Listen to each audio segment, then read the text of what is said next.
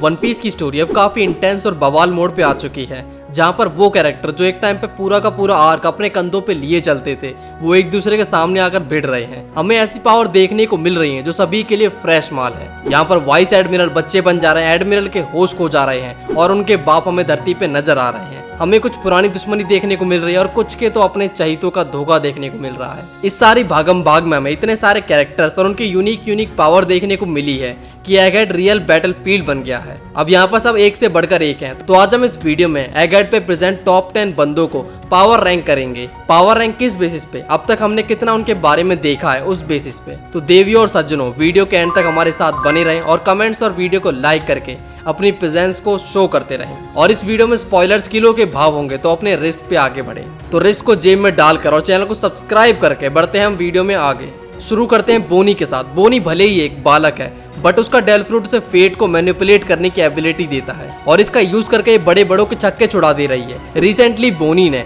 नज़जुरो को storm attack दिया था। एक बालक के यहाँ तो पेला जाना अपने आप में एक ह्यूमिलिएशन है। बोनी अपनी उम्र से काफी ज्यादा स्मार्ट और पावरफुल, और ये चीज हमें चैप्टर बाय चैप्टर शो हो रही है। आगे हमारे पास है रॉब लूसी, एक फॉर्मिडेबल अपोनेंट और प्योर इविल ट्रेड पोजेस करने वाला कैरेक्टर। रॉब लूसी की पहचान हमेशा से एक असैसिन की तरह रही है। उसे मैसेकर वेपन भी कहा जाता है। रॉब लूसी के एनीज लॉबी में लूफी से हारने के बाद सारा एनीज लॉबी इंसिडेंट को CP9 एजेंट्स के कंधों पर डाल दिया गया था। बट यहाँ से ये बंदा हार नहीं मानता है। वो 2 साल के अंदर CP9 से CP0 में जगह बना लेता है। लूसी का डेल फ्रूट है निकोनोमी मॉडल लीपार्ड, जो कि एक जोन टाइप डेल फ्रूट है और लूसी इसकी हेल्प से एक लिपार्ड और लिपार्ड हाइब्रिड में ट्रांसफॉर्म हो सकता है और इसने अपने डेल फ्रूट को अवेक भी कर लिया है। लूसी वाटर 7 से काफी ज्यादा पावरफुल हो गया है और उसे अपने पर काफी ज्यादा कॉन्फिडेंस भी था कि वो न्यू योंको को लपेट देगा, यानी लूफी को। बट यहाँ पर ये एक बात भूल गया था कि अगर वो अपग्रेड हुआ है तो लूफी भी अपग्रेड हुआ है। बट स्टिल लूसी की पावर्स एगेट पे उसकी इंटेलिजेंस के साथ डेडली हैं। वो एगेट पे बल और बुद्धि दोनों का प्रदर्शन करता है। जब उसे लगता है कि अब वो हार रहा है तो वो शांत हो जाता है और अपने बाप के आते ही वो असली रंग दिखाने लगता है, एक चमकीले तीतर की तरह। नेक्स्ट है सेराफिम, जो फॉर्मर वॉरलॉर्ड के क्लोन है विद लुनेरियन ब्लड। इनकी बॉडी में ग्रीन ब्लड फ्लो करता है जो इन्हें डेल फ्रूट की एबिलिटी देता है, unique devil fruit with lunarian durability. ये कॉम्बो वेगापंक का बनाया हुआ सबसे खतरनाक हथियार है। भले ये सेराफिन अभी सिर्फ बच्चे हैं, तब भी ये एक योंको तक को इंटिमिडेट करने की पावर रखते हैं। एगेट पे हमें अभी तक 4 सेराफिम दिखाए गए हैं, जिसमें है एस स्नेक। ये सेराफिम माय फेवरेट बो हैंकॉक की है, तो क्यूट तो होना इसका बनता ही है। एसॉक बोआ की तरह काफी स्ट्रॉन्ग है और किंग की ड्यूरेबिलिटी, बोआ का डेवल फ्रूट और एडमिरल किजारू की लेजर पावर भी इसके पास है। अगला है एसॉक। एसॉक जो ड्रैकुला मीहॉक का क्लोन है और उसी की स्किल्स भी रखता है। एसॉक की पावर्स शायद सारे सेराफिम में सुपीरियर है, लाइक मीहॉक। इसकी ड्यूरेबिलिटी और ट्रिमेंडस स्ट्रेंथ के साथ इसने ब्लैक बियर्ड की काली गुद्दी को भी चमका दिया था और एगेट पे जोरो और काकू के कंबाइन अटैक को इसने रोक दिया था। जैसे कि मीहॉक के पास कोई डेल फ्रूट नहीं है, बट इस सेराफिम के पास है डेल फ्रूट सुपरनोमी, जिसकी हेल्प से अपनी बॉडी में स्टील ब्लेड्स बना सकता है, शार्प एज ए वुमन टंग। अगला है एसबियर, जो बार्थोलोमे कुमा का क्लोन है। ये चाइल्ड कुमा से रिजेंबल भी करता है। ये सेराफिन कुमा की रियल ग्रेट स्ट्रेंथ को पोजेस करता है, यानी एक बकीनियर की स्ट्रेंथ को, और एक सेराफिन की पावर भी इसके पास है, लाइक लेजर और फायर मैनिपुलेशन। एसबियर की ड्यूरेबिलिटी का टेस्ट होता है गियर 4 लूफी और रॉब लूसी के मैन बीस्ट हाइब्रिड फॉर्म के अटैक के सामने, जहाँ ये खुद को प्रूव भी करता है कि इस एप्पल ब्रेन में दम तो है। लास्ट है एस शार्क, यानी अपने जीनबे बाबा का सेराफिन, जो एस छोटू जीनबे। एस शार्क फिशमैन के सारे एडवांटेज रखता है, यानी स्ट्रेंथ भी, और इसके पास है आर्टिफिशियल डेल फ्रूट की पावर भी, सुई नोमी, जिसकी हेल्प से सॉलिड ग्राउंड में भी स्विम कर सकता है, सिनियर पिंक की तरह। एस चार की ड्यूरेबिलिटी जियूज और सांजी के अगेंस्ट में देखने को मिलती है। इसके बाद हमारे पास है बावा जिनबे, जिसकी अच्छी खासी रिस्पेक्ट है वन पीस वर्ल्ड में और इसका एक्सपीरियंस और पावर स्ट्रॉइड्स के लिए बहुत ही बड़ा एसेट है। बट अभी तक हमने जिनबे की एक भी ऑल आउट फाइट नहीं देखी है। हर बार जिनबे 1-2 अटैक में सब कुछ खत्म कर देता है विदाउट टेकिंग मच डैमेज,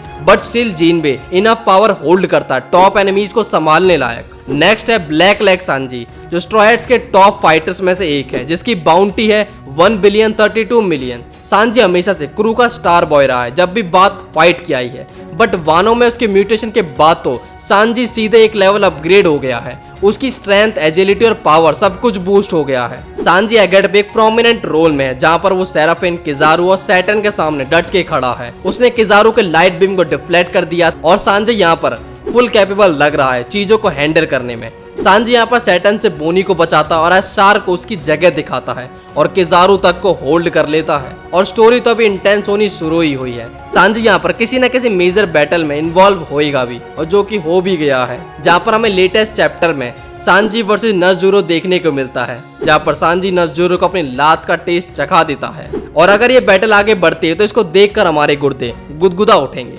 अगला भाई है Roronoa Zoro, straw hats second in command. सुनने में देखो कितना सेक्सी लगा है, तो क्यों ही आर्ग्यू करना। ज़ोरो जो खुद एक मैसिव बाउंटी रखता है, 1,111,000,000 बैलीज, और मास्टर स्वॉर्ड्समैन भी है जो काफी पावरफुल अटैक्स भी रखता है, जिससे फाइट करना एक रफ टास्क है। भले ही ज़ोरो एगेड पे स्ट्रॉन्गेस्ट तो नहीं है, बट उसकी स्वॉर्ड्समैन स्किल और कॉन्करर हाकी के साथ वो एगेड पे प्रोमिनेंट फिगर है जो डिसाइसिव बैटल में आउटकम में हेल्प करेगा। एगेड पे इतना कुछ बवाल चला, बट ज़ोरो को शुरुआत से ही रॉब लूसी के साथ अटका दिया गया, तो हमें ज्यादा कुछ देखने को नहीं मिला उसके बारे में। बट अब जब उसने रॉब लूसी को पेल दिया और सारे गोरोसा एगेड पे मधुमक्खी की भांति भटक रहे हैं खून की प्यास में, अब हमें कुछ खतरनाक देखने को जरूर मिलेगा। नेक्स्ट है जाइंट्स।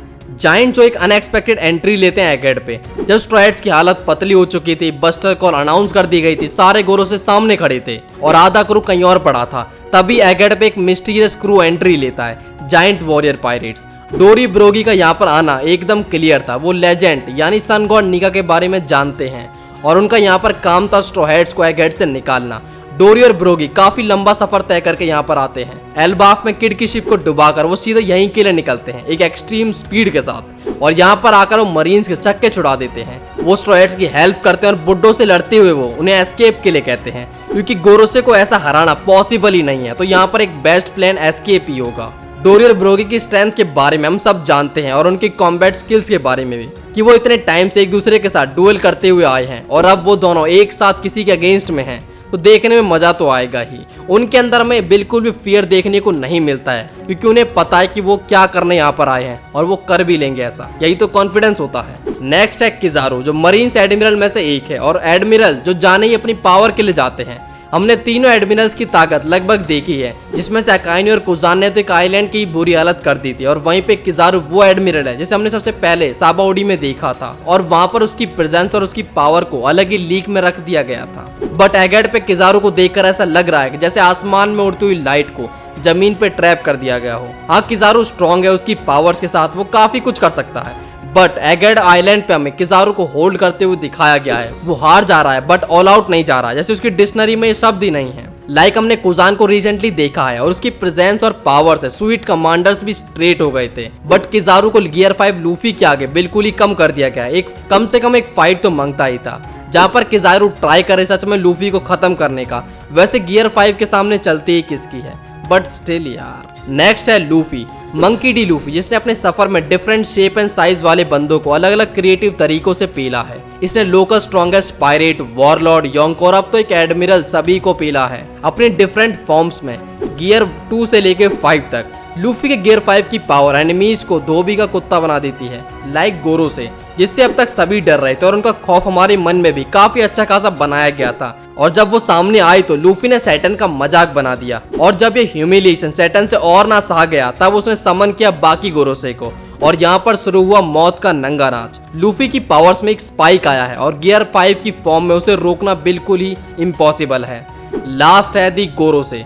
तो गोरोसे में 5 डिफरेंट साइज के बुड्ढे आते हैं और ये लोग जन्म से ही रणवे हैं, जिनके नाम कुछ इस प्रकार हैं: सैटर्न, मार्स, वर्करी, नज़ुरो और जुपिटर। ये बुड्ढे काफी विचित्र पावर्स रखते हैं, लाइक सैटर्न जो जाइंट मकड़ी बनता है, मार्स जो एक जाइंट कर्स बर्ड, वर्करी एक जाइंट सुअर, जुपिटर एक केचुआ, और हमारा नज़ुरो घोड़े पे बैठा हुआ गांधी का ढांचा। वैसे इनके बारे में अच्छे से जानने के लिए हमारी गोरोसे वाली वीडियो जरूर देखें, जिसका लिंक तुम्हें डिस्क्रिप्शन में मिल जाएगा, या फिर अगर वहां नहीं मिलता है तो मैं कमेंट सेक्शन में डाल ही दूंगा। मेरे दोस्त बहुत ही आलसी हैं, क्योंकि वैसे जहां पर किसी को भी अलाउ नहीं था गोरोसे को देखना, अब एगेड पे सभी लोग उन्हें देख रहे हैं। उनमें से कोई आसमान में उड़ रहा है, कोई सुअर बन के इधर उधर दौड़ रहा है, तो कोई जमीन के अंदर रेंग रहा है, और किसी की तो रेल ही बना दी जा चुकी है। तो ये गोरोसे साथ में अनस्टॉपेबल नजर आते हैं। अब यहाँ पर ये देखना होगा कि ये लोग सच में कितने पानी में हैं। तो इस वीडियो पे मैं यहीं पे विराम लगाता हूँ और मिलते हैं बहुत ही जल्द एक नए टॉपिक के साथ। अब मेरा काम खत्म हो चुका है, तुम्हारा काम शुरू हो चुका है वीडियो को एक न्यू हाइट्स तक ले जाने का। और दब के कमेंट करना बिल्कुल ना भूलें। वीडियो अच्छी लगी हो तो इसे लाइक एंड शेयर जरूर करें और चैनल पे नए हो तो सब्सक्राइब करके जाना भूलना नहीं। बाकी कुछ फायरी टॉपिक्स की सजेशन कमेंट्स में डाल दो। सी या।